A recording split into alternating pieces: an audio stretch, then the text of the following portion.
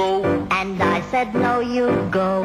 It was back in the 1960s that Aussies were treated to their first franchise. And it came via Colonel Sanders and his finger-licking good chicken. Since then, franchises have really changed the way that we go into business. And they've also given small business a chance to compete with big business head-on. Around 80% of franchises are successful, and in 2009, none more so than the muscle behind SumoSalad. You know, there was no Australian ownership in the fast food area. Everything was big US companies, and we really wanted to have something that Australia could be proud of as well. You know, something that Australians could support as their own brand. We're now the fastest growing franchise in Australia, and last financial year we grossed over 24 million. So we opened our first store in 2003. First day, we probably had about 30 customers, and then by word of mouth, the next day we had a line out the door. It seems everyone was lining up for the green stuff. I'm turning up and turning down, I'm turning in, I'm turning right, I'm turning Japanese, I think I'm turning Japanese, I reckon.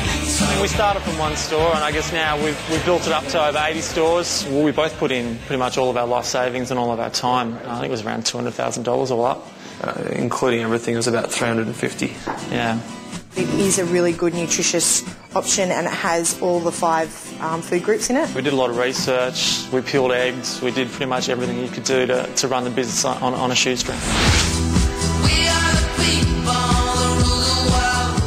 I think the secret to our success is, you know, the passion and the culture within the business, and also having the right staff and franchisees that really support that passion and culture. So these are going to go in all new stores moving forward. Yeah. And what does it cost for a slice of sumo action? Yeah. The entry level is about $350,000. We do all the fit out, we get all the ordering, we get all the uniforms, so that a franchisee can just walk in and start running the business without any of the fuss. Welcome to the show. There's a risk associated with opening any business, but the risk is significantly reduced when you open a franchise business. Typically, it's only 3 out of 100 fail, whereas in small businesses, you see up to 70 to 80% fail in the first 5 years. So when you take that into consideration, you're much better off looking at a franchise business because they've been there, they've made the mistakes, they know where the business works and where it doesn't, and you can learn from that.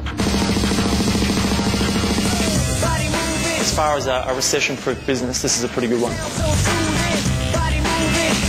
Now, we may be making this franchise thing all look very simple, but that's far from the truth. It's absolutely essential you take legal advice to make sure you completely understand the contract and make sure your accountant checks the numbers out thoroughly. An area you really need to look out for is the discipline around a franchise. The franchisor really is in control. You'll be told what the product is, how to present the product, how to sell the product, and probably you'll be told what to wear. So if you've got a real entrepreneurial flair and like doing it your way, I'd be really careful about a franchise. But for most of us, the discipline, the business planning and the routine are actually what makes a franchise work.